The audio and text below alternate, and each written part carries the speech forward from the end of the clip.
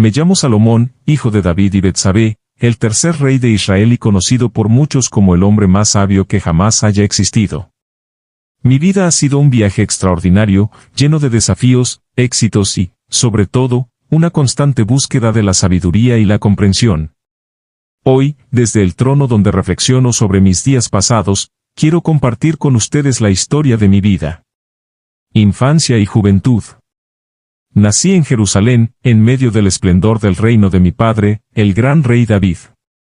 Desde muy joven, me di cuenta de que mi destino estaba marcado por la grandeza y la responsabilidad. Mi madre, Betsabé, era una mujer de gran belleza e inteligencia, y mi padre, aunque un hombre de guerra, también era un hombre de profunda fe y devoción a Dios. Estos dos pilares, la sabiduría de mi madre y la fe de mi padre, moldearon mi carácter desde la infancia. Mi padre David me enseñó sobre el valor del liderazgo, la justicia y la piedad. Siempre recordaré sus palabras: hijo mío, busca a Dios con todo tu corazón y Él te guiará en todos tus caminos. Mi madre, por otro lado, me enseñó la importancia de la discreción y la inteligencia en las decisiones cotidianas. A medida que crecía, me di cuenta de que el reino de Israel no solo necesitaba un líder fuerte, sino también un líder sabio. Mi hermano Absalón intentó usurpar el trono, causando un gran conflicto en la familia y en el reino. A pesar de estas tensiones, mi padre siempre mostró un amor incondicional y una increíble capacidad para perdonar. Estos episodios me enseñaron la importancia de la paciencia y la sabiduría en el liderazgo. Recuerdo mis días de juventud con nostalgia. Aunque siempre fui consciente de mi destino real, también tuve la oportunidad de aprender y explorar. Pasaba horas en los campos y jardines de Jerusalén, observando la naturaleza y reflexionando sobre la creación de Dios. Mi interés por la botánica y la zoología creció durante estos años, y estudié con fervor las plantas y animales que encontraba. Esta curiosidad intelectual me llevó a una comprensión más profunda del mundo y de la obra de Dios. Ascensión al trono. La sucesión al trono no fue un proceso sencillo. Antes de morir, mi padre tuvo que enfrentar la rebelión de mi medio hermano Adonías, quien se proclamó rey sin el consentimiento de David. Fue gracias a la intervención de mi madre Betsabé y del profeta Natán que finalmente fui ungido como rey. Mi padre, en su lecho de muerte, me llamó y me dio sus últimas instrucciones. Me recordó que debía seguir los caminos de Dios y cumplir sus mandamientos. Cuando ascendí al trono, me sentí abrumado por la inmensa responsabilidad que recaía sobre mis hombros. Israel era una nación próspera pero también vulnerable, rodeada de enemigos y siempre en busca de la dirección divina. Sabía que, para ser un buen rey, necesitaría más que la fuerza de los ejércitos o la riqueza del tesoro. Necesitaría la sabiduría de Dios. Al principio de mi reinado, me enfrenté a numerosas dificultades. La administración del reino requería una organización y un liderazgo sólidos. Establecí un consejo de ministros y consejeros, y me aseguré de rodearme de personas sabias y justas que pudieran guiarme en mis decisiones. Fue durante estos primeros años que mi sabiduría fue puesta a prueba en varias ocasiones. El sueño en Gabaón. Una noche, poco después de ser coronado, viajé a Gabaón para ofrecer sacrificios a Dios. Fue allí, en un sueño, donde tuve mi primer gran encuentro con el Todopoderoso. Dios se me apareció y me dijo: pide lo que quieras que yo te dé. Podría haber pedido riquezas, larga vida o la derrota de mis enemigos, pero en cambio, pedí sabiduría. Le supliqué a Dios que me diera un corazón sabio y entendido para poder gobernar a su pueblo con justicia y equidad. Dios se complació con mi petición y me concedió no solo la sabiduría, sino también riquezas y honor, más allá de lo que cualquier otro rey había conocido. Este momento marcó el comienzo de mi reinado y estableció el tono para el tipo de rey que me esforzaría por ser. La sabiduría que Dios me otorgó no solo se limitó al gobierno, sino que se extendió a todas las áreas de la vida. Me dediqué a estudiar y aprender sobre una amplia gama de temas, desde la botánica y la zoología hasta la filosofía y la literatura. Mi corte se convirtió en un centro de conocimiento, donde se discutían ideas y se compartían descubrimientos. Este ambiente intelectual fomentó un espíritu de innovación y progreso en todo el reino. La sabiduría de Salomón. Pronto, mi sabiduría se hizo famosa en todo Israel y más allá de sus fronteras. Una de las primeras pruebas de mi sabiduría ocurrió cuando dos mujeres vinieron a mí con un bebé, ambas afirmando ser la madre del niño.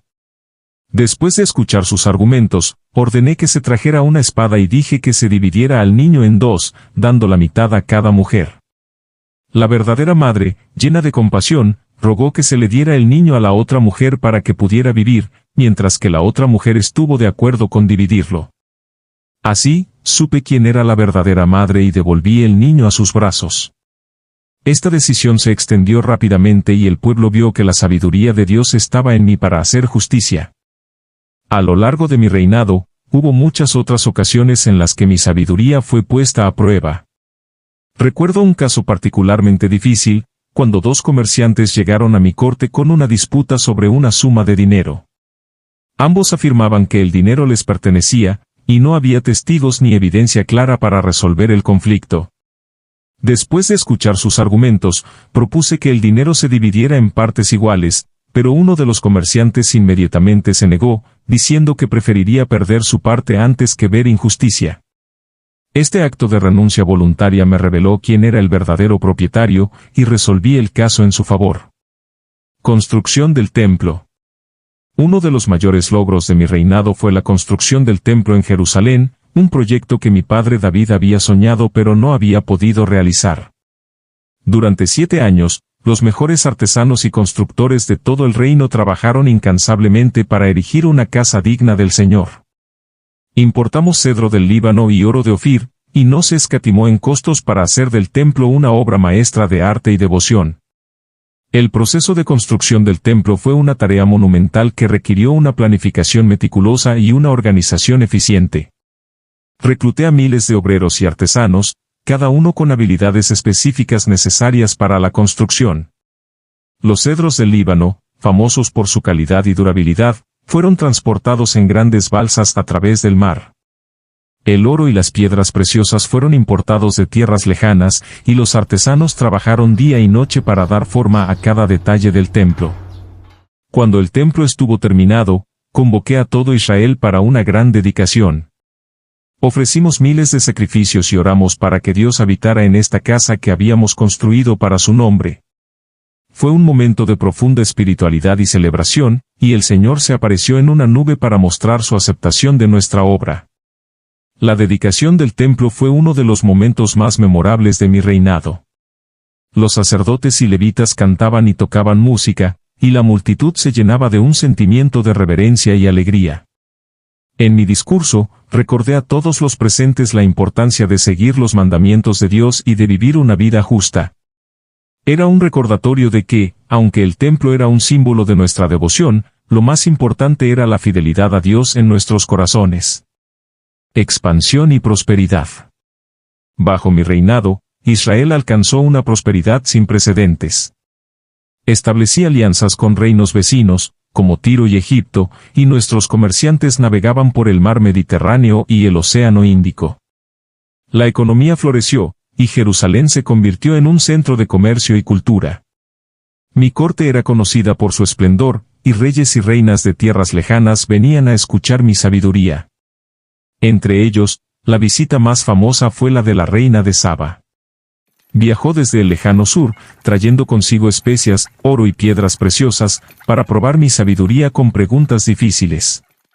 Después de escuchar mis respuestas y ver la riqueza y el orden de mi reino, exclamó que ni siquiera la mitad de mi grandeza le había sido contada. La visita de la reina de Saba no solo fue un testimonio de mi sabiduría, sino también una oportunidad para fortalecer las relaciones diplomáticas. Durante su estancia, compartimos conocimientos sobre diversos temas, desde la administración hasta la medicina. Su admiración por nuestro reino y su respeto por nuestra cultura fueron evidentes. Y nuestras conversaciones se convirtieron en una fuente de enriquecimiento mutuo. Además de la diplomacia, mi reinado también se destacó por los avances en infraestructura y tecnología. Supervisé la construcción de carreteras, acueductos y sistemas de riego que mejoraron la calidad de vida de nuestros ciudadanos y aumentaron la productividad agrícola. Fomenté la educación y el aprendizaje, estableciendo academias y bibliotecas donde los jóvenes pudieran estudiar y desarrollarse. Escritos y proverbios. A lo largo de mi vida, me dediqué a escribir y recopilar proverbios, dichos y canciones. Estos escritos reflejan la sabiduría que Dios me había otorgado y ofrecen consejos sobre cómo vivir una vida justa y piadosa. Escribí más de 3000 proverbios y 1005 cánticos. También compuse el libro del Eclesiastés, una reflexión filosófica sobre el significado de la vida y la búsqueda de la verdadera felicidad, y el Cantar de los Cantares, una hermosa poesía de amor. Mis proverbios cubren una amplia gama de temas, desde la sabiduría y la justicia hasta la disciplina y la humildad. Fueron escritos con la intención de guiar a las futuras generaciones en el camino de la rectitud. Algunas de mis frases más conocidas incluyen: el principio de la sabiduría es el temor de Jehová, y el corazón alegre hermosea el rostro, pero por el dolor del corazón el espíritu se abate. El Eclesiastés, por otro lado, es una obra más introspectiva y filosófica. A medida que reflexionaba sobre mi vida y mis logros, llegué a la conclusión de que, sin Dios, todo es vanidad. En el libro, exploré temas como la futilidad del trabajo sin propósito, la transitoriedad de la vida y la importancia de encontrar satisfacción en las cosas simples. El mensaje central del Eclesiastés es que la verdadera felicidad y la realización solo se pueden encontrar en una relación genuina con Dios. El Cantar de los Cantares, en cambio, es una celebración del amor y la belleza. Escribí esta obra como una serie de poemas líricos que exploran la profundidad y la pasión del amor entre un hombre y una mujer. A través de sus versos, quise capturar la pureza y la alegría del amor verdadero, un reflejo del amor divino que Dios tiene por su pueblo. Errores y arrepentimientos. Sin embargo, a pesar de mi sabiduría, no fui inmune a los errores y las tentaciones. A medida que mi poder y riqueza crecían, también lo hizo mi deseo de complacer a mis muchas esposas y concubinas, muchas de las cuales eran extranjeras y adoraban a otros dioses. Gradualmente, permití que sus influencias me alejaran del camino recto y comenzamos a construir altares y templos para estos dioses extranjeros. Esta desobediencia a los mandamientos de Dios tuvo consecuencias. Dios se me apareció nuevamente y me advirtió que, debido a mis transgresiones, el reino se dividiría después de mi muerte. Me arrepentí profundamente de mis acciones y traté de volver a los caminos de mi juventud, pero el daño ya estaba hecho. Durante este periodo, mi juicio se nubló y mi devoción a Dios se debilitó. Comencé a tomar decisiones que iban en contra de los principios que había defendido durante tanto tiempo. Permití que las prácticas idolátricas se infiltraran en el reino, causando descontento y confusión entre mi pueblo. Mi sabiduría, que había sido una bendición tan grande, se convirtió en una carga, ya que me di cuenta de que incluso el hombre más sabio puede caer si no permanece fiel a Dios. Reflexiones finales. Ahora, al final de mi vida, reflexiono sobre mis éxitos y mis fracasos. He aprendido que la verdadera sabiduría no solo consiste en conocer lo correcto, sino en hacerlo. La riqueza y el poder son efímeros, pero la fidelidad a Dios es eterna. Como escribí en el Eclesiastés, vanidad de vanidades, todo es vanidad. El temor de Dios y la obediencia a sus mandamientos son lo único que realmente importa. He tratado de transmitir esta lección a mis hijos y a mi pueblo, con la esperanza de que aprendan de mis errores y sigan el camino de la justicia. Mi legado es mixto, he construido un reino glorioso y he dejado una herencia de sabiduría, pero también he mostrado que incluso los más grandes pueden caer si no permanecen fieles a Dios. En mis últimos años, me esforcé por restaurar mi relación con Dios y pedir perdón por mis transgresiones. Me dediqué a la oración y la meditación, buscando la paz y la redención. A pesar de mis errores, confío en la misericordia de Dios y en su capacidad para perdonar. Conclusión. Esta es la historia de mi vida, una vida llena de bendiciones y desafíos, de sabiduría y errores. Que mi historia sirva como una advertencia y una guía para todos aquellos que buscan vivir una vida plena y justa. Que recuerden siempre buscar la sabiduría de Dios y seguir sus caminos, pues solo en Él se encuentra la verdadera sabiduría y la paz duradera. Que la historia de Salomón, el hijo de David, sea un testimonio de la grandeza y la fragilidad humana. Que aprendamos a valorar la sabiduría, la justicia y la fe, y que nos esforcemos por vivir una vida que honre a Dios en todo momento. Suscríbete y dale like para que no te pierdas más historias como esta, en este tu canal, Historias Bíblicas.